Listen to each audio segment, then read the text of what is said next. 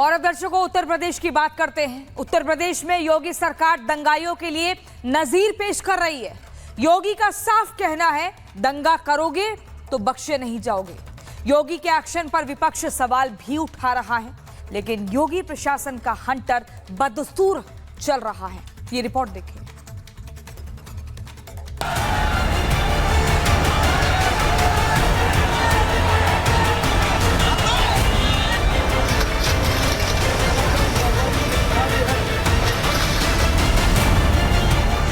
बरेली में एक तरफ प्रशासन का बुलडोजर चल रहा है तो दूसरी तरफ विपक्ष बरेली के सियासी पिच पर बैटिंग कर रहा है। विपक्ष के नेता बरेली जाने की जिद पर अड़े हैं। कल भी समाजवादी पार्टी के नेताओं ने बरेली जाने की कोशिश की, लेकिन प्रशासन ने उन्हें घर में ही रोक दिया।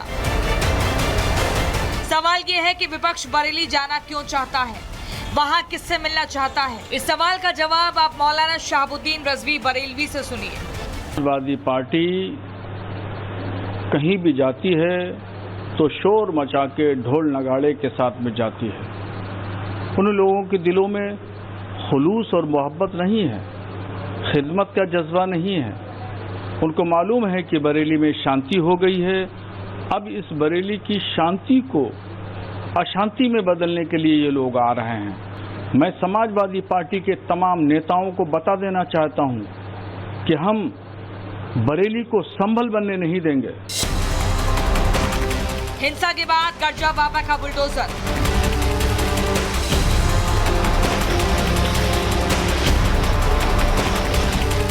बरेली के बवालियों में पीले पंजे का खौफ।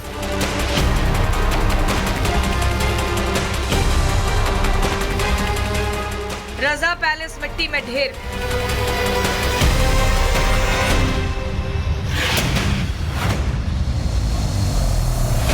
26 सितंबर को बरेली में हुए बवाल के बाद से एक्शन लगातार जारी है।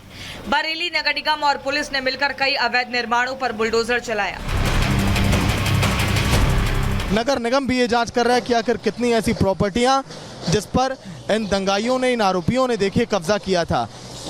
जो आप तस्वीरें देख रहे हैं, ये सबसे मेन छज्जा इस समय गिराने का इस समय काम कर रहे हैं चारों बुलडोजर, और जल्द से जल्द इसको देखिए गिराया जाएगा। ये बुलडोजर जैसे देखिए दीवारों पर एक एक करके चोट मार रहे हैं। ये चोट केवल इस बारात घर पे नहीं है, ये चोट है उन देखिए अपराधियों के सीने पे जिन लोगों ने बरेली में उत्पात मचाया। सबसे बड़ी कार्रवाई आईएमसी महासचिव और प्रवक्ता नफीज अहमद खां के बारात घर रजा पैलेस पर हुई। नगर निगम ने इसे अवैध निर्माण बताते हुए भारी पुलिस बल की मौजूदगी में मिट्टी में मिला दिया। बरेली प्रशासन के इस बुलडोजर एक्शन के दौरान पूरे इलाके को छावनी में बदल दिया गया। पुलिस ने भी सुरक्षा के पुख्ता इंतजाम किए ताकि किसी तरह की गड़बड़ी ना हो सके। सिर्फ इतना ही नहीं, प्रशासन ने उस घर को भी सील कर दिया जहां मौलाना तौकीर रजा को छिपा कर रखा गया था। समाजवादी पार्टी बुलडोजर एक्शन को सवालों के कटघरे में खड़ा कर रही है।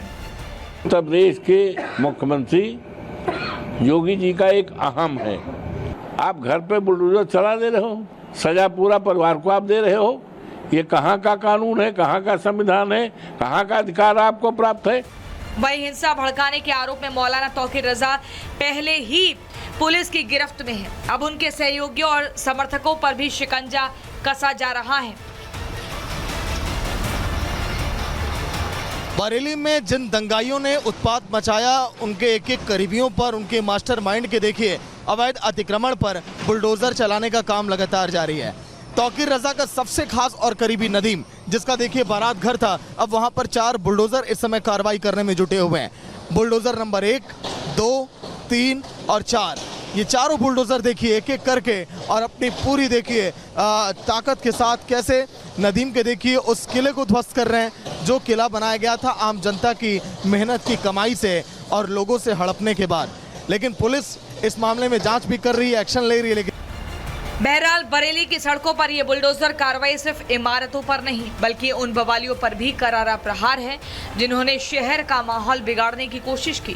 बरेली पुलिस और प्रशासन अलर्ट मोड पर है और ये साफ कर दिया गया है कि कानून हाथ में लेने वालों को बख्शा नहीं जाएगा। Bureau report, Republic Bharat. और अब मैं आपको बता दूं, एक्शन तो संभल के अतिक्रमणकारियों पर भी हो रहा है, लेकिन भूमाफिया अपनी हरकतों से बाज नहीं आ रहे। इसी कड़ी में अब बुलडोजर के निशाने पर वो 80 मकान हैं जिसे भूमाफियाओं ने तालाब की 8 बीघा जमीन पर कब्जा करके बनवाया। देखिए रिपोर्ट।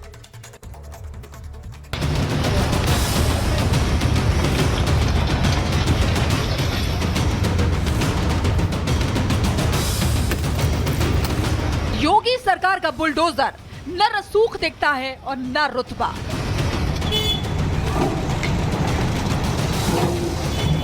जहां दिखता है अवैध अतिक्रमण, वहीं गरजता नजर आता है बुलडोजर।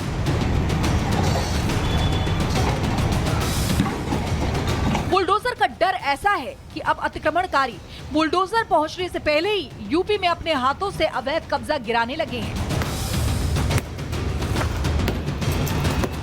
इसी कड़ी में अब योगी सरकार के निशाने पर आ गए संभल के वो 80 अवैध मकान जिसे भूमाफियाओं ने तालाब को गायब करके उसके 8 बीघा जमीन पर बनाए हैं। ये हातिम सराय में करीब 8 से 9 बीघा भूमि पर जो आज भी हमारे राजस्व अभिलेखों में तालाब के खाते में दर्ज है, इस पर 12-13 साल पहले इसकी प्लॉटिंग करके इस पर जो है लोगों के मकान बना करके कब्जे करा दिए गए हैं। इस प्रकरण में हमने संबंधित लोगों को नोटिस भेज रखा है। स्थानीय लोगों ने हालांकि इसका विरोध किया। उन्होंने कहा कि यहाँ पर सड़कें क्यों बनाई गई, उन्होंने कहा कि यहाँ पर बिजली का कनेक्शन क्यों दिया गया। उन्हें सस्ती जमीन मिली थी करीब 7 से 8 साल पहले और तब से वो बस्ती है, लेकिन यहाँ पर जो 40 परिवार हैं उनको नोटिस दिया गया है और 80 मकान है, एक एक करके सबको नोटिस दिया जा रहा है। प्रशासन ने कहा है 15 दिनों के अंदर आप ये खाली कर दे, नहीं तो यहाँ पर बुलडोजर एक्शन होगा। किसी तरह से अवैध निर्माण पर तालाब की जमीन पर जो घर बनाए गए हैं कोई कंप्रोमाइज नहीं किया जाएगा। हैरानी यह है कि जिस जमीन पर कभी पानी लबालब भरा रहता था, वहां अब पक्के मकान खड़े हैं। भूमाफिया ने 8 बीघा तालाब की प्लॉटिंग करके बेच दी और लोगों ने भी बिना पड़ताल किए यह मकान बना लिए, जिसके बाद अब जबकि प्रशासन ने इन अवैध कब्जों के खिलाफ सख्त रुख अपना लिया है और 15 दिनों में जगह खाली करने का फरमान सुना दिया है, तो लोगों में हड़कंप मच गया है।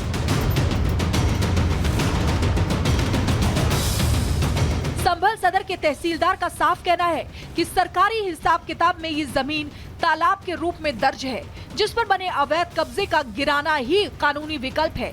लेकिन जिन लोगों ने भूमाफिया से जमीन खरीदकर यहाँ मकान बनाया, उनकी दलील है कि वो मकान का हाउस टैक्स भरते हैं, वो सरकार को बिजली पानी का टैक्स देते हैं। उनका तर्क है कि अगर ये जमीन अवैध थी तो सरकार ने यहाँ रोड और बिजली लाइनें क्यों डलवाई।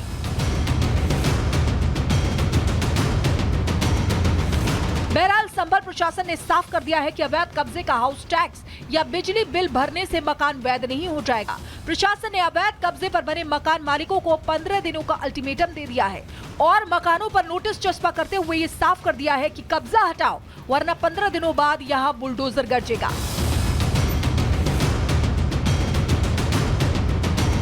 साफ है अवैध कब्जे पर योगी सरकार अपने रुख पर कायम है।